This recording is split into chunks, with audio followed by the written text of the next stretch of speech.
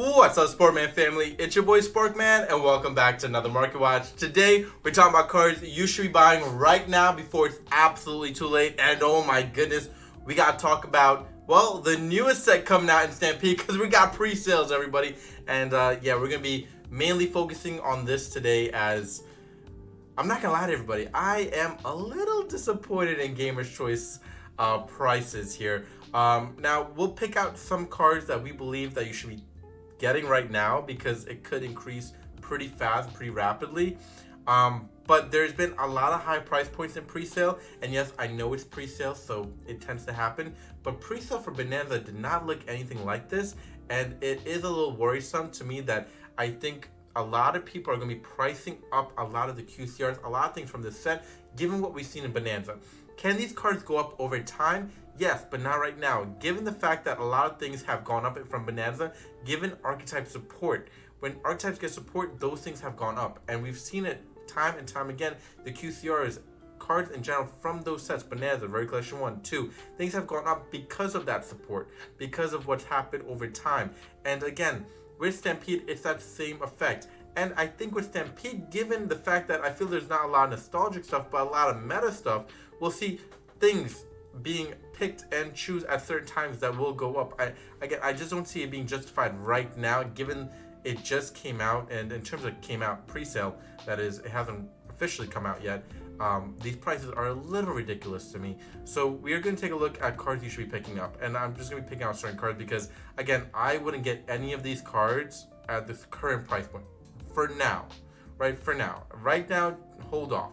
7th Ascension is actually a pretty decent copy to get right now, given the fact of all the hype, and it's only got that single rarity printing from Legendary Duelist, Duels from the Deep, and given the fact that this is going to be a QCR high rarity version for a card that people are going to probably want to add to their deck in a high rarity look.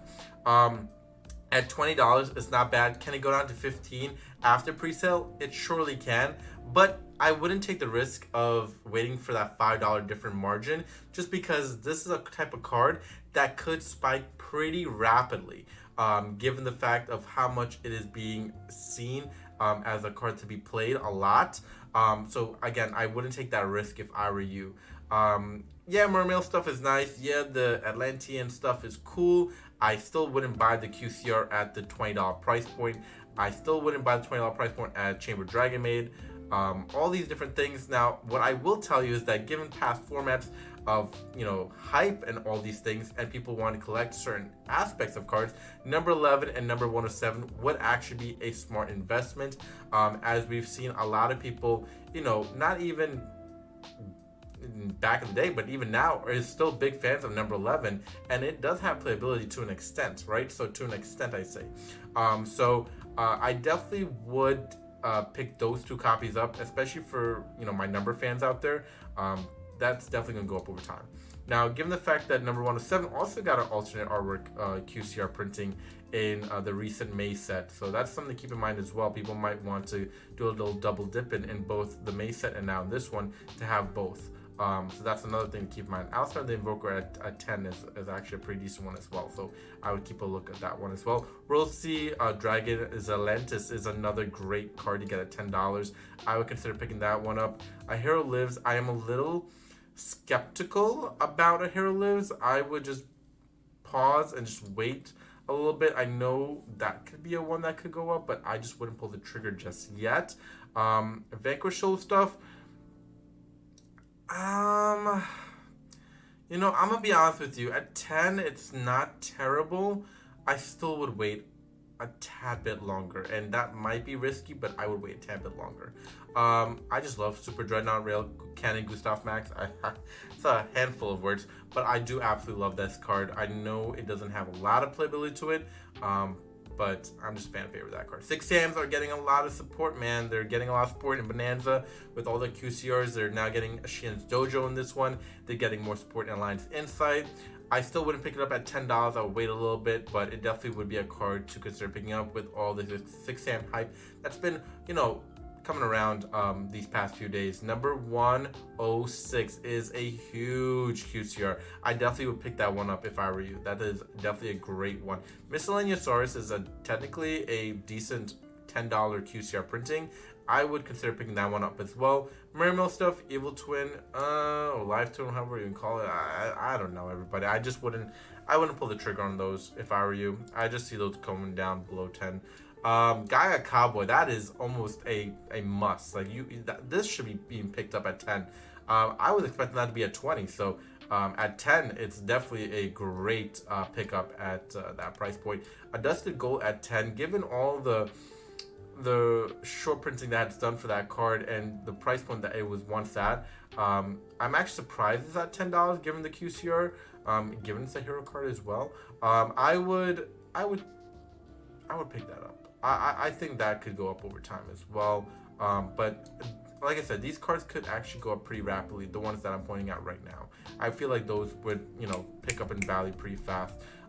Crystal Clearing Synchro Dragon is another card that could raise in value pretty fast. A $5 QCR in Amphibious Swarm Ship Amberwill is a great one. I'm probably butchering the name of this one, so I apologize. I just, I'm not the best when it comes to pronouncing certain things, so don't hate, appreciate. But this is definitely a good copy as well to be picking up. I do believe so myself. All right, now as we move forward now into the actual exclusives from this set, what is Gamer's Choice thinking, man? Oh my god, some of these prices are absolutely wild. I can't even believe some stuff I'm seeing here. Okay, let's talk about it. All right, Blue Eyes, for example, I know given its hype and all the QCR price changes that's been really on the up and up for a lot of the Blue Eyes cards, I still don't think it's justified because this artwork, I don't see the real pull to it. Yes, does it look nice? Sure, but I need to see it in person. I don't know if I'm going to really spend $100 on this Blue Eyes White Dragon artwork and even $100 on this Dark Magician artwork. I just don't see that it's being justified for me to spend that much on certain things like that. Can I be wrong? Man, I could be wrong. Sure, I could always be wrong about certain things, but damn, like, I'm not, like, how are these prices justified at pre-sale for these cards at multiple cards touching $100? Like, this is a little bit of insanity to think that the price point is being set so high, and I think it's being set so high given what we've seen in Bonanza, but it's two different sets, and one set is definitely better than the other. I think we can all agree on that one. Bonanza would be number 1 for me. Rarity Collection would be Rarity Collection 1 would be number 2. Stampede would be number 3, and then Rarity Collection 2 would be number 4. If we're putting them in order, right? And that's just me. You could think differently. Maybe you have Stampede at 1. I don't know. But to be honest with you, I don't see how you could have Stampede at 1 given what we've seen with other Rarity Collection sets. I will say Stampede offers us more meta and past format support stuff versus a Banana set that gave us meta support, but also fed nostalgic vibes at 100%. I feel like we're getting so much meta stuff in Stampede, which is great, right? A lot of things are more affordable in Stampede, which is, we'll applaud that. We'll definitely applaud that all the way. Because, again, I'm a budget player myself. I know a lot of players are budget players. They're going to jump at stuff like this. But at the same time, we were thought and given the mindset that this set would give us a lot of nostalgic stuff as well to collect, to enjoy, to, bring back our past to enjoy. And I feel like we did not get that with this set. And we'll talk about it in another video, but oh my goodness, not to go off tangent here, but yeah, some of these price points just are not justified, man. And I love this artwork of Zeus. I think it's one of the best artworks that we've had in modern Yu-Gi-Oh! In a long time. I even think Effect Veiler is such a beautiful artwork. Again, these prices, though, not justified in my opinion. There's no way this should be $180 even for this one. Like, it just cannot be that price point. Nibiru, like, I think it's a disgusting artwork, by the way. I don't even like it. But it's still a Nibiru card. I still see why it's expensive, but not at $80. And I would not spend some pre-sale. For those that are spending money on this, what are you doing, man? Like, we gotta think a little bit before we spend money out here. Access Code Talker, I could see this one being around 30, 25, 30. I think it is going to be definitely a favorite card for a lot of people, given how it looks like. Again, this price point of $70 is definitely not justified. I don't know why that's that price point. And again, some of these things are just ridiculous. Like, why is Black Rose Dragon alternate art? And is this even an alternate art? Wait, what's the difference here? Why is this at $30? That makes no sense to me. Like, I just, we gotta be thinking. That makes no sense. Yeah, none of these are worth $20 even, to be honest with you. Like that's almost ridiculous. So yeah, I mean, I don't even have, on that page at least, I wouldn't tell you to buy anything. And then we have over here the nostalgia pool. Oh boy, more ridiculous price points. I'm not gonna lie to everybody. I'm just like in shock that they think this is justified. These price points, like this is insane. We have multiple $100 cards in here, but the Stampede must be a $200 box. Then, like at this point, like the chances to pull something amazing at a high price point should be like over the top. Stampede should be like a $200 seal box at this point, if that's what we're saying here. And realistically, it's not, right? Because I think it's lost a lot of hype. I also think that people aren't as engaged with what they've seen, given all the hype that was going into the set. Yeah, I don't know, man. These price points are a little insane. I think a lot of you would agree with me. But again, leave your comments down below. I want to hear what you have to say given these pre-sale price points. And I understand it's pre-sale, right? I think a lot of people will be like, Sparkman is pre-sale. We'll understand that it's a little higher. People be willing to spend a little higher to take the risk. Sure. But at the same time, I think the pre-sales also have to be a little realistic to an extent. And I think these prices are not realistic, and they're feeding into a lot of prices that we're seeing now with QCR spiking. So I think that's wrong in a lot of ways. First of all, just realize this. Why is Runic Fountain in a nostalgia pool? That's wrong. That is, like, I got no Time Wizard, but Runic Fountain is in a nostalgia pool? Okay. Like, what are we thinking, man? I love this tour guide, by the way. I think this is such a nice artwork. At $20, I still wouldn't buy it at $20. Steel Swarm Roach is definitely a great card. Definitely had past format play and was a pretty decent card back in the day when it first came out. Still wouldn't spend $20 on it right now. I think it's a $10 to $15 card as a QCR.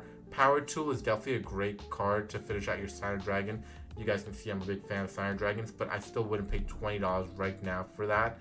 Yeah, I'm going to tell you to pass up on a lot of things right now just because I just don't think it's justified. I think it's a little ridiculous, some of these prices. Yeah, Leviar too, I just wouldn't. It's a great card. Dino stuff, Evil Zor stuff, it's great, right? But it's not justified at 20.